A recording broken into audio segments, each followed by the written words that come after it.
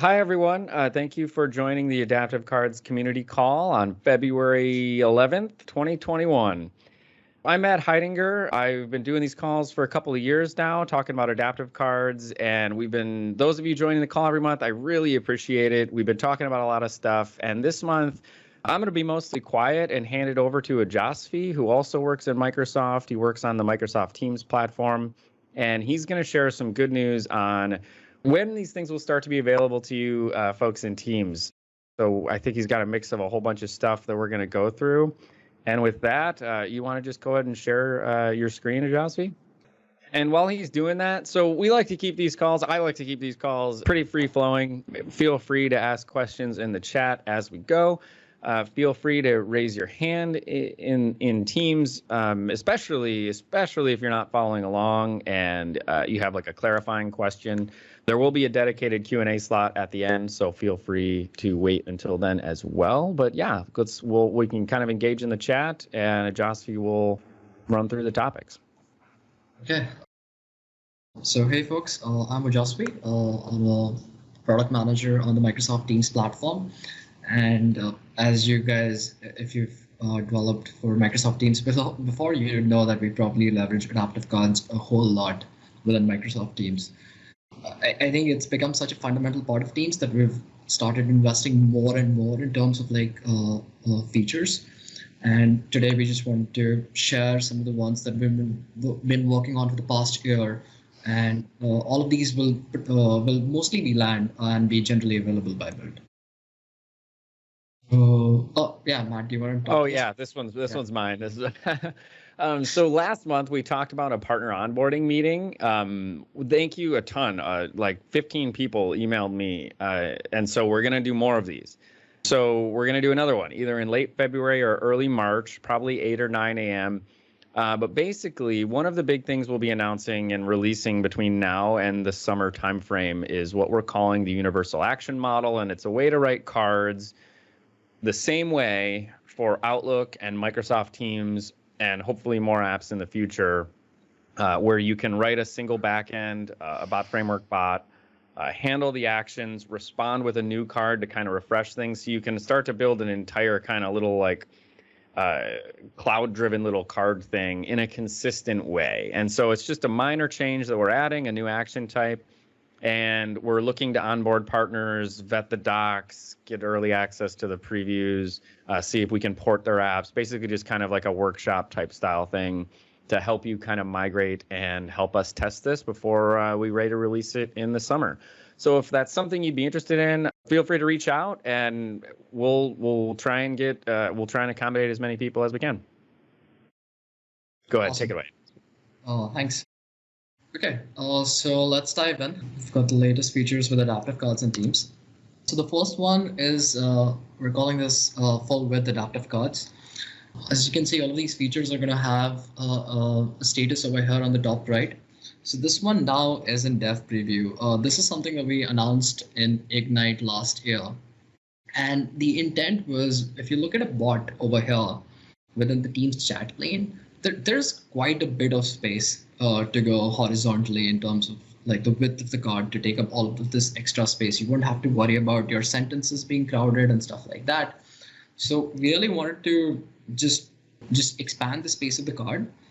In retrospect, this is one of those things that looks like, oh yeah, that's pretty straightforward. But then when you go ahead and actually implement it, there are various things that we can do with like the windows within Microsoft Teams, right? You can pop out chat, which totally changes like the width. And with new responsive design, you could like essentially even compact the width of a window. So it looks pretty straightforward, but it was a whole lot of work for us to even get like those tiny minute details right as to how it's going to respond to the various sizes. And but yeah, this is in dev preview right now, so you guys can try it out. Super excited about this one because especially within the context of Teams, this is just one of those things that just makes a lot of sense, and it's very straightforward and everyone can take advantage of it. So if you're looking at in terms of like how to use it, all you have to do is since this property is like host specific, because if you move to a different host, like the dimensions of the cards would change and right. So within the Microsoft Teams area, you can say that, okay, width is equal to full, and that's it.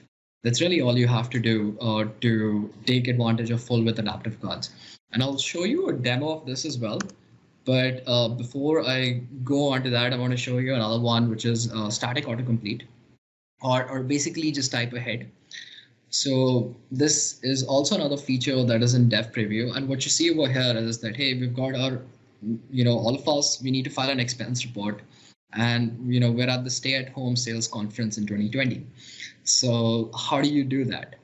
Well, one way is that this would be like a normal input choice set, and you would have like the expanded categories within there, and you'd have like all of these different types of like travel expenses that you could have filed. Now the challenge is that these can get pretty laborious pretty soon, right? You could have like 50 to maybe 100 of these in there, and then a user has to like scroll through all of them to essentially find the right one. But with autocomplete, you can just go ahead, take the same input choice set, and just start typing through it. And eventually what's going to happen is like, you'll be able to select the right one.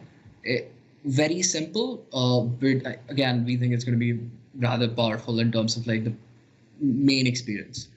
And yeah, it's just the intent behind this was like, if you look at the way adaptive cards are being used inside Teams, especially for bots, like form completion ends up being like a typical use case. Like it's a whole lot of applications consider form completion or some sort of like input completion to be very core to their scenario. So that's another like angle as to why we think autocomplete is going to be really powerful. In terms of schema, all you have to do is, this is your standard input choice set. All you have to do is take style and change it to filtered. And that's basically is everything that you have to do to enable static autocomplete. Now, both of these features are in dev preview today. So you can go today, change your Teams client to dev preview and try both of these out. If you have questions on how to do that, just paste it in the chat and I can share some documentation in terms of like how to go ahead and actually switch and do that. So let me give a demo of both of these just real quick. Okay, so here I am now within Teams, and I'm using the App Studio bot, which if you haven't, by the way, it's a great tool to see how your cards are going to look within Teams. So it's available in the Teams App Store over here, and you can just download it, and there's a neat little card editor that you can use to see visualize and send cards. So I have over here a standard adaptive card as we have it today in Teams, and a variable and a wide and a full width adaptive card in Teams. And you can see that just right out of the gate, it commands more space. Aesthetically, it's a little more pleasing. And there's just this whole lot of extra white space, which was just going to not be used, which is being used by the card. The other benefit of this is going to be is like a lot of times if your card has too much information, it'll just end up covering your entire chat page. So you're going to have to like keep on responding to the bot again and again. This sort of mitigates that. The application messages are going to be a little well spaced out. And so this is one, right? I think just you can go ahead and try it today. I think pretty excited about this. The second one that I can show you a demo of is autocomplete and type ahead. So over here, we've got a lunch survey, and this is the same standard input choice set in adaptive cards. And we've got a bunch of options over here. And as I start typing restaurants, I can see their name, right? So yeah, this is what it is. It's basically standard type ahead. I can select it, and then I can respond. But I'm not going to respond because the bot is down right now. But other than that, this is like just static type ahead in cards and Teams. Okay. Any questions so far? No. There have been some in the chat. Cool. It's awesome seeing those like live demos. I've had this stuff in schema form for so long. It's cool to kind of see it in the Teams app. I think the main questions that you're going to probably get over and over is, when will it move from dev preview to GA? Do you have that information yet? Very soon, very soon. Okay. I'm hoping like within the next 2 weeks. Okay, cool. Next week, yeah. And then the other question, I think we can also table it till the end, but is there docs somewhere? Or does anyone know how to help people switch to Dev Preview? Is that Yes, something you we can do do. directly in the client, or? Right. It's something that we can do in the client, and I don't have it handy right now, Matt, but like towards the end of the presentation, we can I can find it and leave it in the chat. Yeah. Okay, awesome. Thank you. Yeah. Yeah. Yeah. We definitely have docs for that. Okay. Moving ahead. So input validation. So this feature was released as part of Adaptive Cards 1.3. And I believe we've already got documentation up for that on the adaptivecards.io side. We are in the process of taking up 1.3 right now. It was checked into the lower ranks, I believe, just 1 or 2 weeks ago. So again, this is something we're hoping will be in dev preview, if not GA'd by March 2021 as well. So you'll have that available over here. The use case for this is going to be, if you think about it, again, form completion with adaptive cards, pretty standard, very, very powerful. But many times you don't want users sending you junk information. So you can mandate that certain types of fields are correctly provided to you. For example, in this option, right, if you don't have the right level of information in terms of like rare, medium, or well done, you can't really complete the order. But earlier it was possible to send an order in an incomplete state, which would have meant that someone would have probably had to chase the person again and try and update information. So from a form validation perspective, I can see a lot of people trying to use this one. And over here, we've got the schema for this one. And I think what you have to do is required equals to true, and that basically takes care of input validation. Matt, Yeah, the thing. So this is one of the slides that I threw in and didn't tell him. There's a couple things that's really neat here beyond just input validation. There's also that label property. So if you look closely at this choice set here, there's that text above it that says, "How would you like your burger prepared?" And then the little red asterisk. So this used to be pretty verbose. You used to have a text block above the choice set, a text block to label it, that had poor user interface things, because you typically in a form, especially in an accessible form, you can click on the label and that'll focus the input. So this now has a much tighter association, a much better accessibility story. So using that label, if it's required, we can automatically put the red asterisk in there. You'll get the error message. So it really did improve the form validation stuff quite a bit. The thing I would caveat, and this is a bit of a tricky thing that, like, even on our docs, we haven't updated all of our samples to use this label stuff because not all of our hosts are on 1.3 yet. So you can't really use that. You can use this label property in Teams soon, but it won't work in, say, Outlook. Cisco WebEx, I think, is still in process of rolling out 1.3. So over time, especially throughout this year, when more hosts are on 1.3, you should absolutely start switching most of your inputs to use the new label property, as well as the required validation and things. Yeah.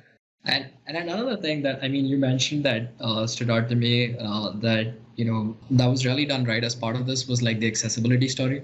Because I think as adaptive cards get picked up and more used, definitely seeing accessibility being a thing, a theme that's, being picked up and addressed in a holistic way. Yeah, absolutely. I mean, for someone using an assistive screen reader or something, this is infinitely more usable for them. Yeah. So it's goodness all around. Information masking. Okay, so this is a standard password use case within Microsoft Teams. Well, it's not actually standard, but it was highly requested by some partners.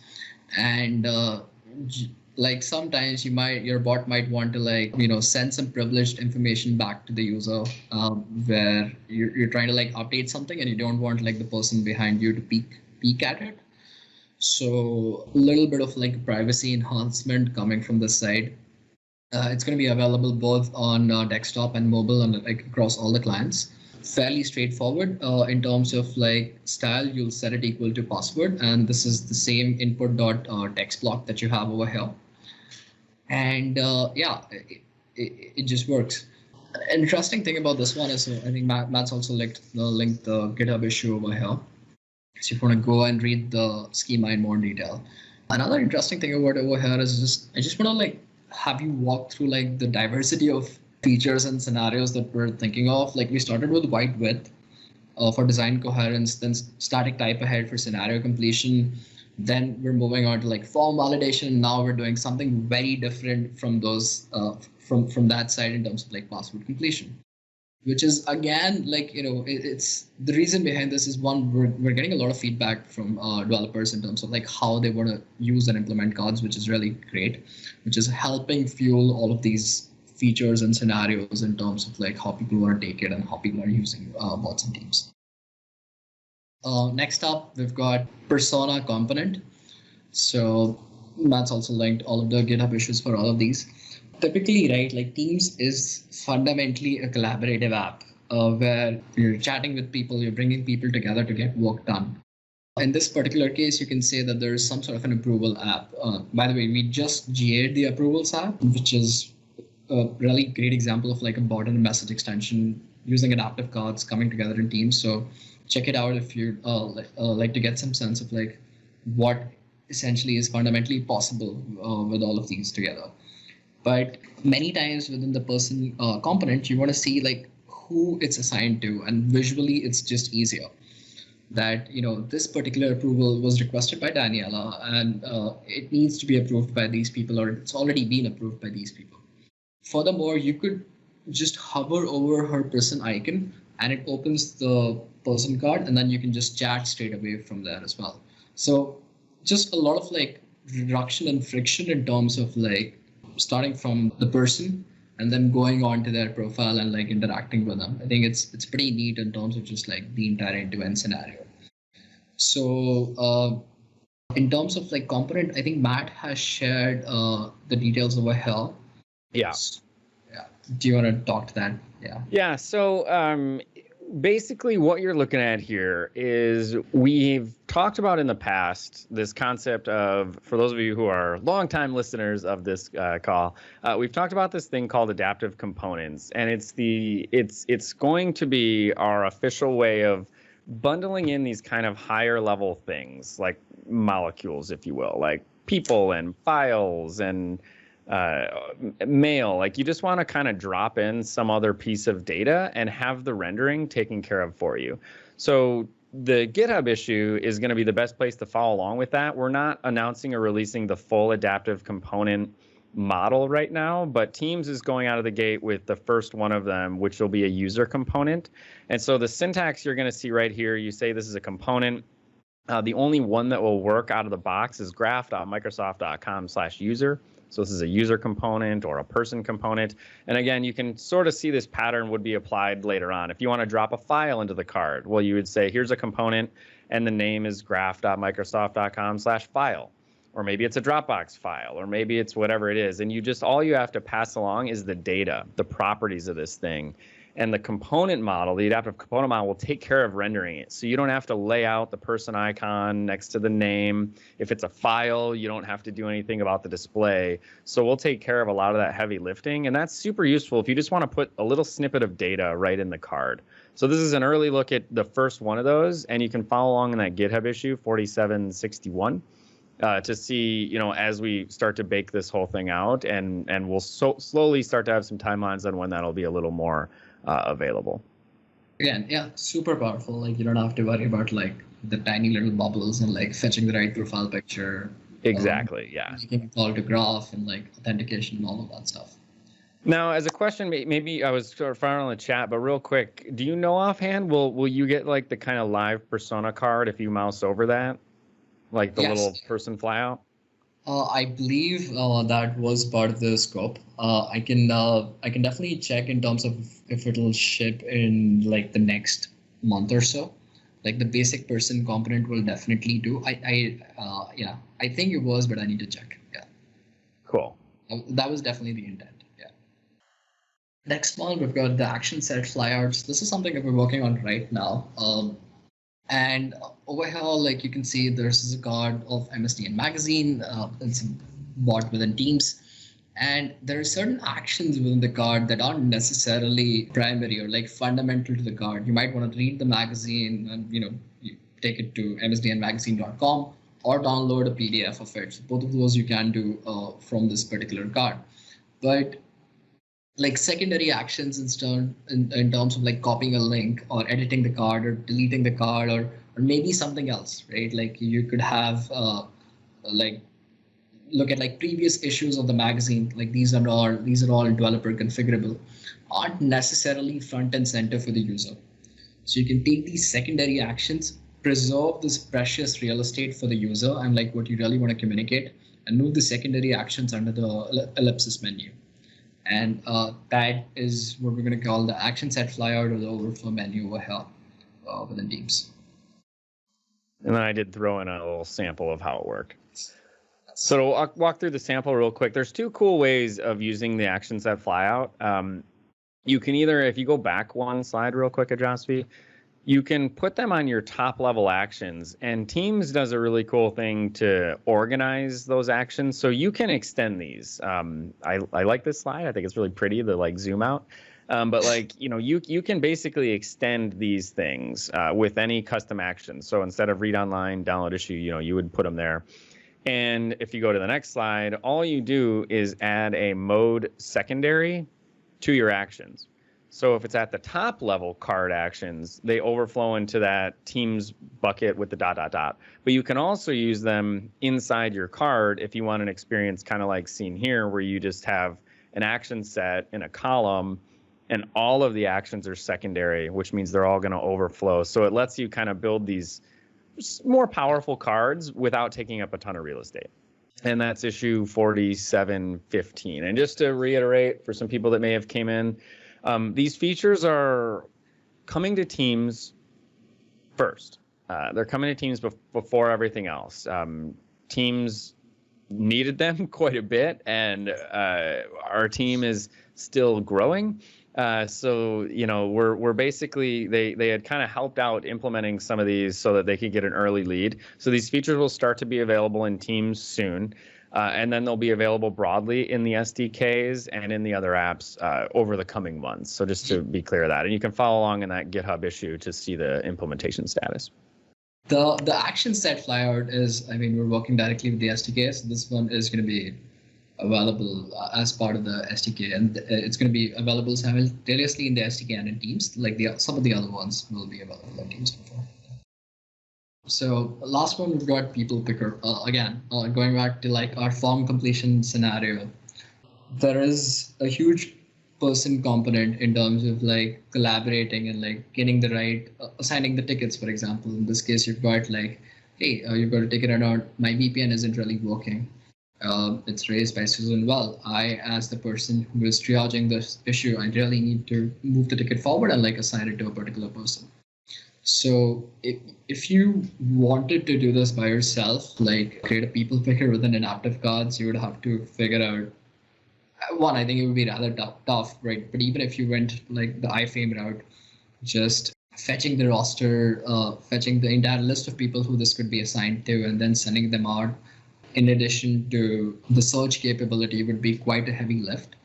But now this is going to be available as a component within Teams, where you can say that I want a people picker, I want it available as part of this field, and then the user can come over here, they'll see some suggestions. As they start typing in, it's going to be a search, an autocomplete over there, and then you can assign it to a few people and then move forward. So again, something that we think is going to be rather powerful. Part of the standard choice set, and I think this ties to somewhat similar to the components thing, Matt. Yeah, so let me give a similar spiel to the adaptive component stuff, because this is in a similar thing. So we are broadly going to make available a way to query a remote backend. So if you've got a choice set and you want to search for products, you can't, right now, you can put all your choices in the card all at once.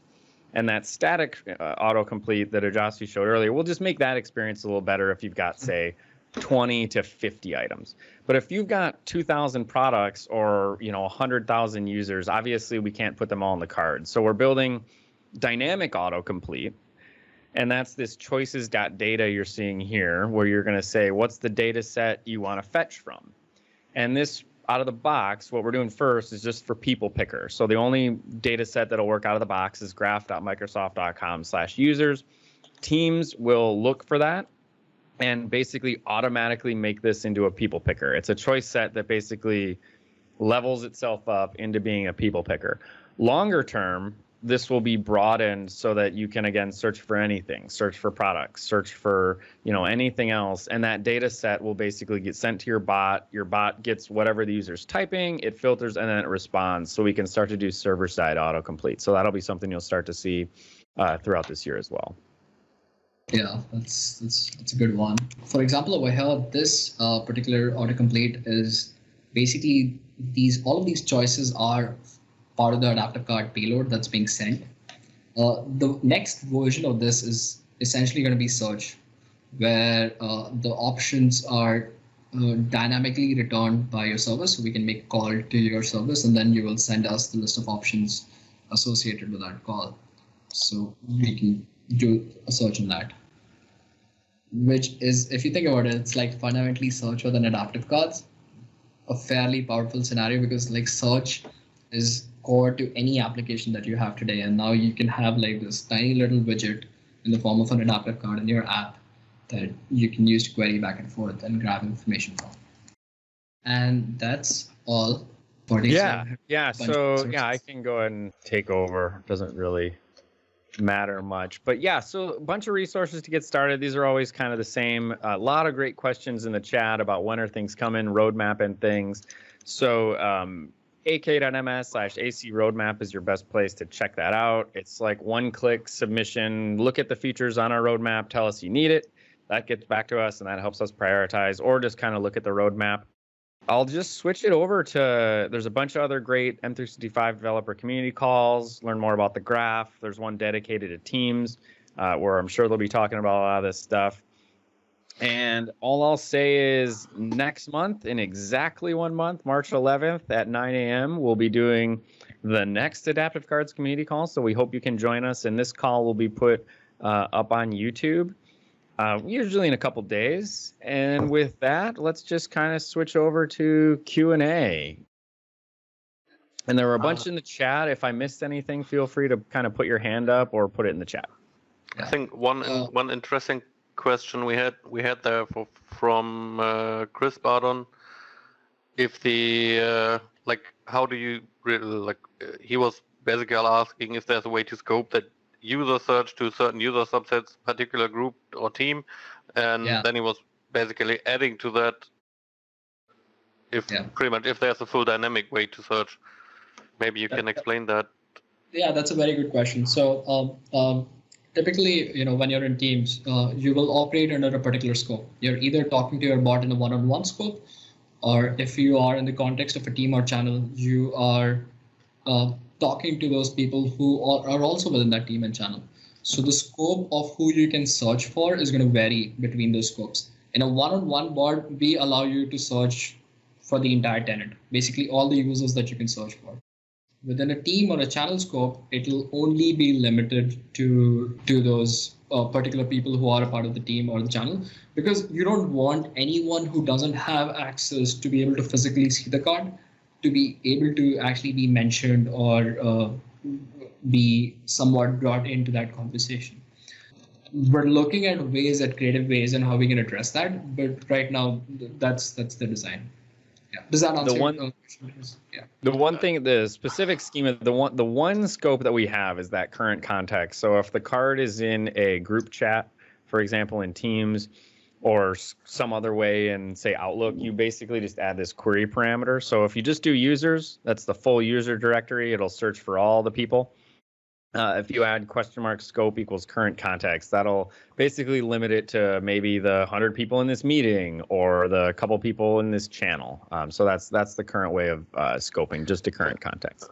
I think the missing piece here sort of is, so that's happening inside Teams. That's not a query that's going to the bot framework, so it's not ending up in your backend. That's something you guys do in Teams directly.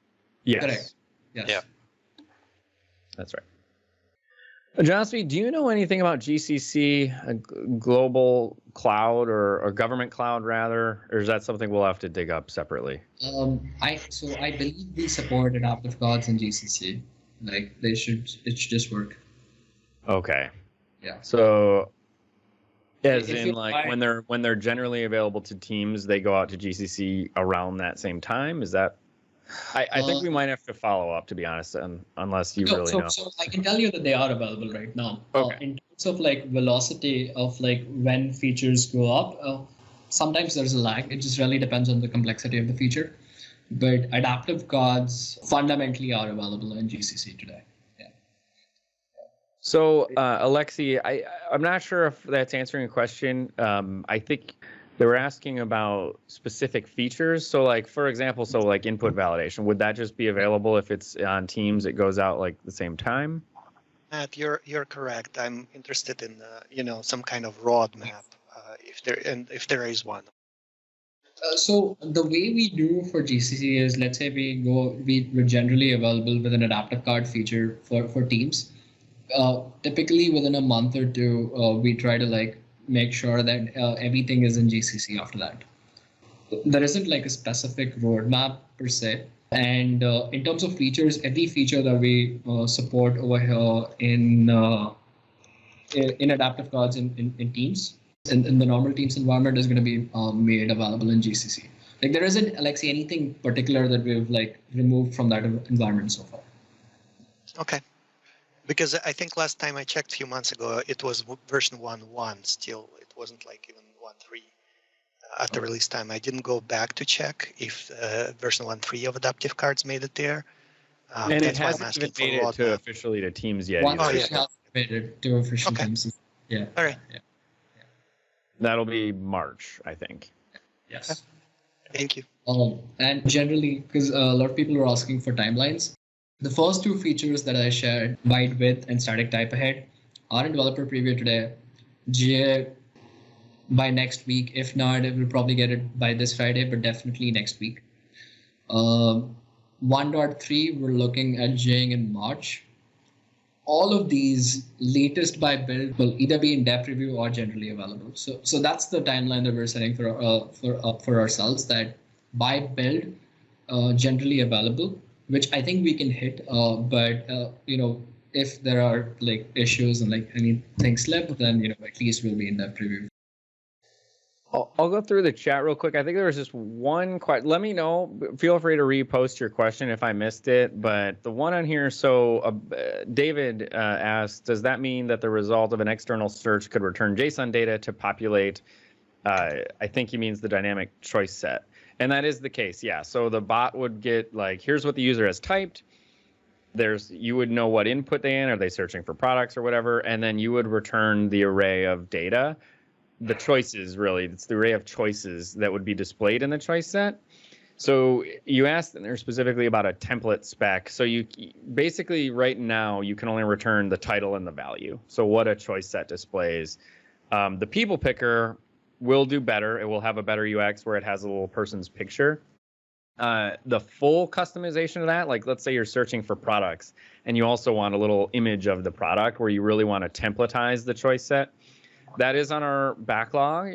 It requires a couple of other lead work. It's definitely something I fully imagine us to get to, but that won't be for a little while. So probably not until next year where you would fully be able to customize the choice set. So hopefully that answered that. ETA on the search capability, kind of same thing. So like the dynamic autocomplete for people picker, soon. People picker, you'll be able to search soon. If you want the generic search stuff, that's going to be... Tier 2, I think. I think at least in Teams, I'm hopeful that we're shooting for Q2 for that. Yeah, so that'd be hopefully build in Teams and then other places hopefully shortly after that. And right above that comment, you can I pasted the link for how to switch over to developer preview in Teams because people were asking. So you can go ahead and do that. It's rather simple. Awesome. So Salim asked, our use case is to load the chatbot adaptive cards in SharePoint framework. SharePoint framework is compatible with Node 10. AC is compatible with Node 14. That is interesting. I thought our node environment was 10 also. And that said, even once it's compiled and webpacked or loaded, I guess I'm not able to answer that specifically.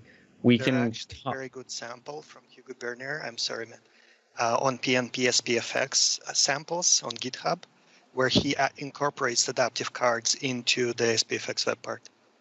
Yeah, was that Hugo Bernier's thing? Yeah, it was Hugo Bernier's, and it's a PNP SPFX web part samples or samples repo. Yeah, that's should be great. One for adaptive card. Yeah, I'll send a link to at least his tweet because that's the first thing that came up on my search. But yeah, we actually had Hugo on the call a couple months ago demoing the SharePoint web part rendering adaptive cards. So I'm pretty sure it's possible. He did mention there was one. He had to make a standard one and then a React one because of working around something. I remember he had 2 different versions of them. But actually, I think this links to his GitHub as well. So hopefully that. But Hugo will probably be your best contact. He's been connecting web parts and adaptive cards, so it should definitely be possible. And thanks to whoever chimed in to help with that. I didn't quite see who that was, but thank you. Full width cards will be nice. This is what we've got right now. Yeah, that card looks like it'll definitely benefit from full width. Delete card. When will it be available in GA? Will it be retroactive or only new ones? So that, I believe you're referring to the delete card option that you saw under Overflow menu. That was just for mock purposes. That's not a user choice, but you could create that because there are bot framework. SDK allows you for the ability to delete messages or edit messages. So you could create like an option, a button that says delete card. But that's not something that we would support out of the box. You would just have to like wire up that invoke call on receive to like edit the message, and in that message you could delete the card. I'm assuming that's what you're referring to. Oh, you're saying I could do that in the adaptive card? Because right now I do a lot of testing, so the bot sends me like a message, but then it's just now I got a Teams channel that has pretty much a ton of messages from the bot, but I can't get rid of them. Yeah, I'm saying that if you own the bot, you have the ability to delete messages. So let me, like that's not something that we support out of the box from the UX, but you could create a button that calls that command. Let me pull that up.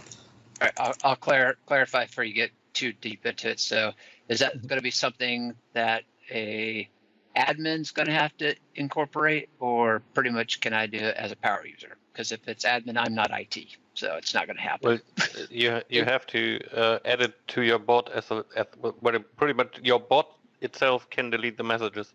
You just have to implement a button, and when the user clicks it, it will delete all the messages for the user. But you have to code it yourself. It's a developer feature. Yeah. All right, as long as a power user can do it, then I'm good. If it's got to be something that IT's got to do on the admin centerpiece side, then I'm out. Yeah, a normal user can do it. It's just that your bot has to develop that capability. Okay.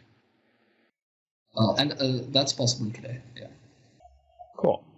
I see a hand up. Kamal, do you want to go ahead and ask your question? Unmute if you'd like. Yeah. Hi, Matt. Hi, Oj.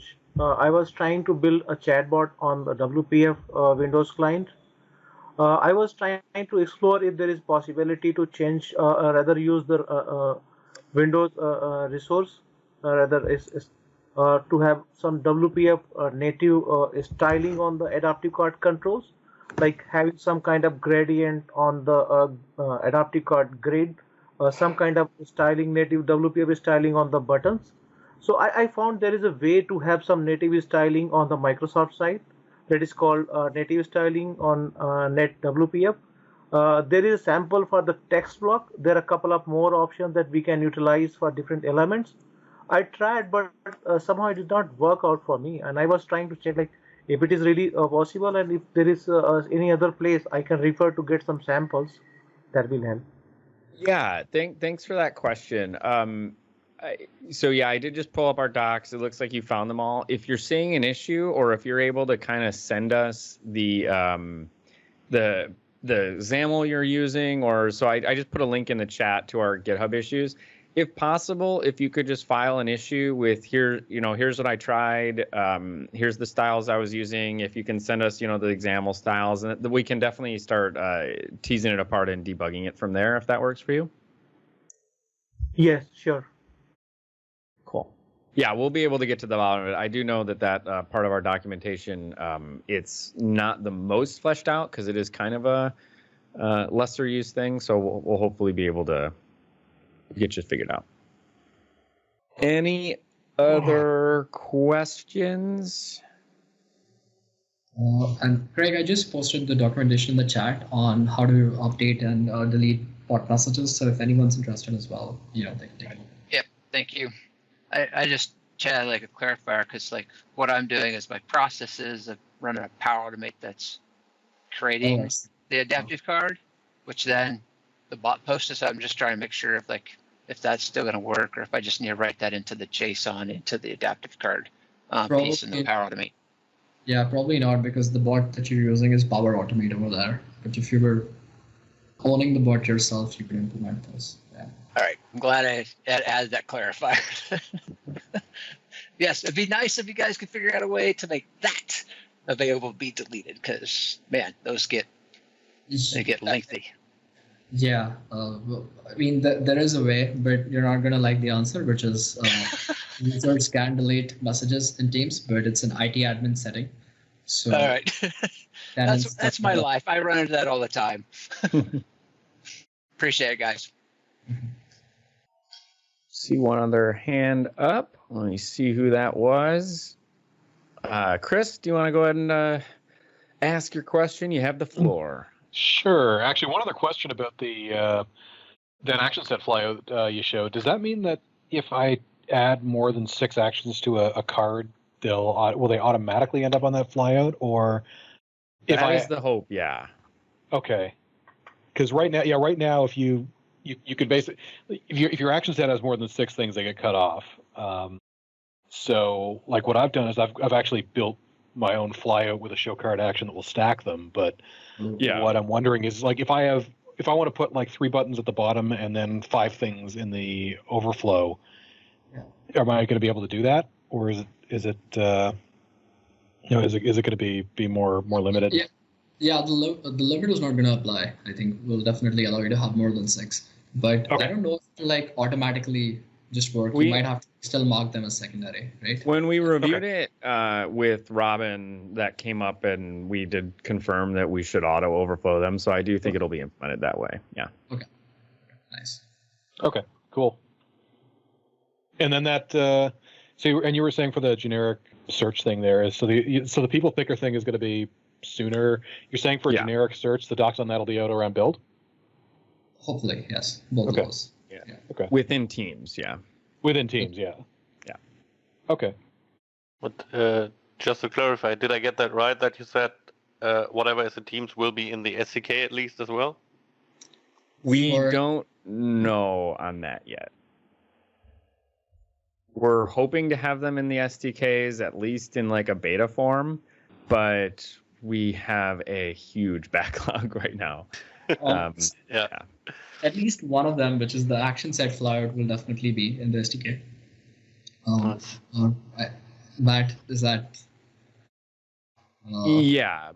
Yeah. It'll be most likely in like our right now we have a pretty strict policy. We have a bunch of SDKs. We actually have more SDKs than we have developers.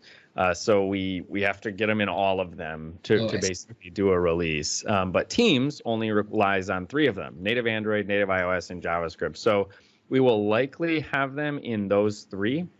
But if you rely on like .NET WPF, which we just got a question on, we're probably going to have to start staging out some of those just to help us scale and get some things out ahead. But we also are very aware that fragmentation is a thing, and we already are struggling keeping everyone up on the latest version, and that creates problems downstream for everyone. So it's a balancing act that we'll keep doing our best.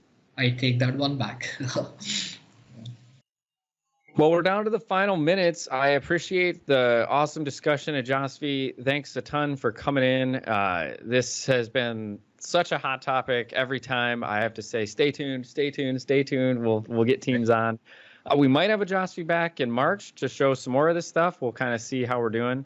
If anyone would like to talk about what they're doing on these community calls, feel free to reach out.